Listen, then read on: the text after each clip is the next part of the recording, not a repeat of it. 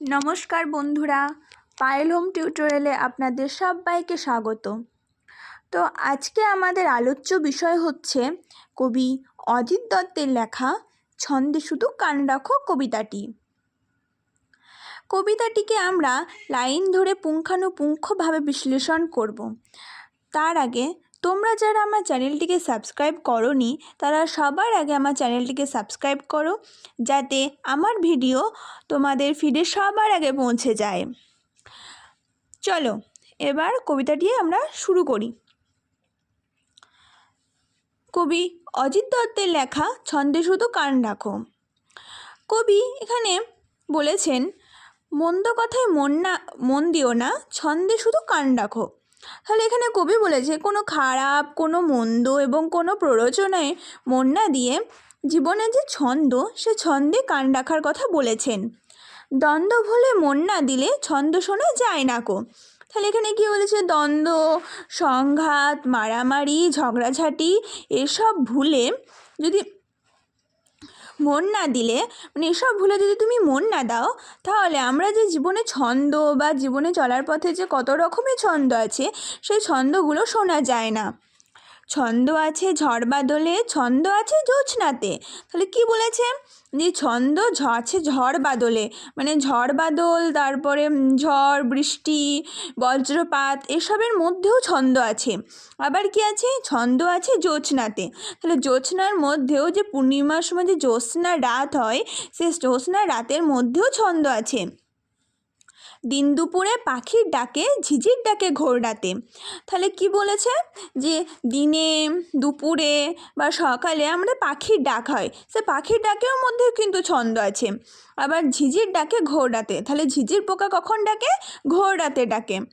নদীর স্রোতে ছন্দ যদি মনের মাঝে শুনতে পাও, তাহলে নদীর যে স্রোত, সেই স্রোতের ছন্দ যদি তুমি মনের মাঝে শুনতে পাও, মানে তুমি যদি মনে শুনতে পাও, দেখবে তখন কেমন ছড়া কেউ লেখেনি আর কোথাও।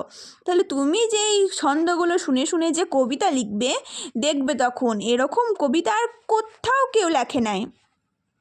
ছন্দ বাজে মোটর চাকায়, ছন্দে চলে রেলগাড়ি। তাহলে কি বলেছে, মোটর চাকার একটা ছন্দ আছে, যে মোটর চাকা চলছে, যে গাড়িগুলো চলছে, সে গাড়িগুলোর চাকার সব মধ্যেও একটা ছন্দ আছে। আবার কি বলেছে, ছন্দে চলে রেলগাড়ি। তাহলে একটা যে ট্রেন চলছে, সে ট্রেন চলার মধ্যেও কিন্তু একটা ছন্দ আছে। জলের ছন্দে তাল মিলিয়ে নৌকো জাহাজ দেই পারি। তাহলে কী বলেছে, যে জলের যে ছন্দ আছে, সে জলের ছন্দে তাল মিলিয়ে মিলিয়ে যে নৌকো জাহাজ এসব পাড়ি দেয়। ছন্দে চলে ঘড়ির কাঁটা, ছন্দে বাঁধা রাত্রি দিন।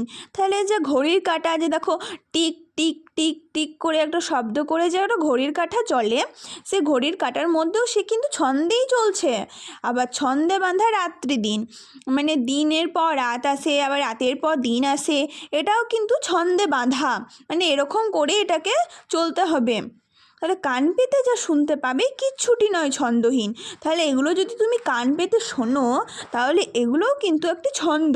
তাহলে এগুলো যদি শুনতে পাও তুমি, তাহলে এগুলো দেখবে কিছুটি কিন্তু ছন্দহীন নয়। সকল ছন্দ শুনবে যারা কান পেতে আর মন পেতে, মানে এসব ছন্দ যারা কান পেতে শুনবে এবং মন পেতে শুনবে, তারা কি হবে বলেছে, চিনবে তারা ভুবনটাকে ছন্দ সুরের সংকেতে।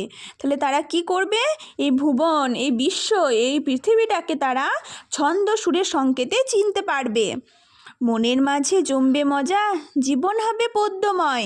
তাহলে কী হবে, মনের মাঝে একটা মজা জন্মাবে এবং জীবন কি হবে, পদ্যময় হয়ে উঠবে। যেমন অজিত দত্ত যেমন একজন লেখকের মনেও কিন্তু এসব প্রশ্নগুলো ছিল, বা এসব ছন্দগুলো সে শুনতে পেত বলেই কিন্তু এই কবিতাটিকে তিনি রচনা করতে পেরেছেন। সেরকম তোমরাও যদি এই রকম ছন্দ তোমরা মনের মাঝে বা কান দিয়ে যদি তোমরা শুনতে পাও, তাহলে তোমরা একদিন এরকমভাবে কবিতা রচনা করতে পারবে। যে কান না দিলে ছন্দে যেন পদ্য লেখা সহজ নয়। তাহলে এসব ছন্দ যদি তোমরা কান না দাও, বা এসব ছন্দ যদি তোমরা শুনতেই না পাও, তাহলে এরকম করে তোমরা কবিতা লিখবে কীরকম করে, বা এরকম তার জন্যে কবি বলেছেন যে কান না দিলে ছন্দে যেন পদ্য লেখা সহজ নয়। তাহলে ছন্দে যদি তোমরা কান না দাও, তাহলে তোমরা কিছুতেই পদ্য লিখতে পারবে না।